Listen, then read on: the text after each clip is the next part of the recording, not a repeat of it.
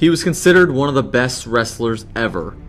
WWE World Champion, Intercontinental Champion, and Tag Team Champion. More than a decade working with Vince McMahon and the WWE until the famous November night in Montreal that would forever be known as the Montreal Screwjob. But what could be reality if it never happened? What could be reality if Bret Hart and Vince McMahon had came to a contractual agreement to continue working together? Eventually, all parties could have settled on the finish of the match as the storylines could have continued. Hart would have never appeared on WCW Nitro a month later. Had he never gone to WCW, his legacy may have not gone down the path that it did. Rather than being considered misused in WCW, he could go on to see more feuds with Stone Cold Steve Austin, who got his first world title 4 months after the Screwjob when he took on the man who was involved in the Screwjob match and gained the title from Bret Hart, and the Heartbreak Kid Shawn Michaels.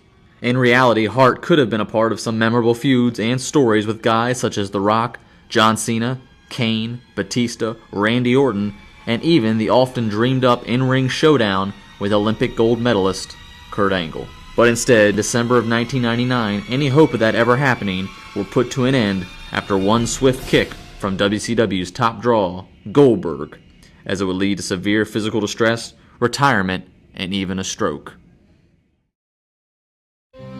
Perhaps, having been with the WWE, the circumstances that surrounded the tragic death in May of 1999 during the Over the Edge pay-per-view, where his brother Owen Hart fell from the rafters, could have all been avoided.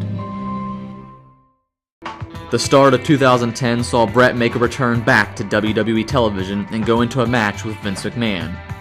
Hardly a wrestling match and more showing of how much physical abuse McMahon could withstand, it wasn't the final match that anyone could have ever foreseen for the man that was once known as the excellence of execution. Bret would once again come into the ring at SummerSlam of 2010, partnering with Team WWE, where once again limited ability and a disqualification would put a cap on another Bret Hart quote-unquote match.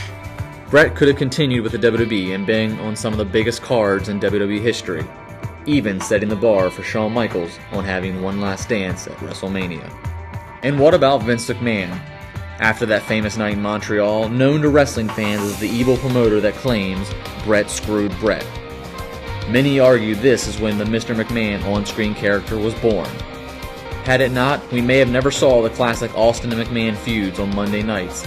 That may have never set the tone for the McMahon family to become such a presence on WWE television.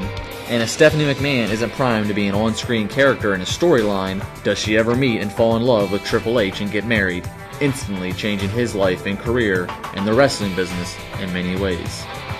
We will always wonder what the reality could have been if the Montreal Screwjob had never happened.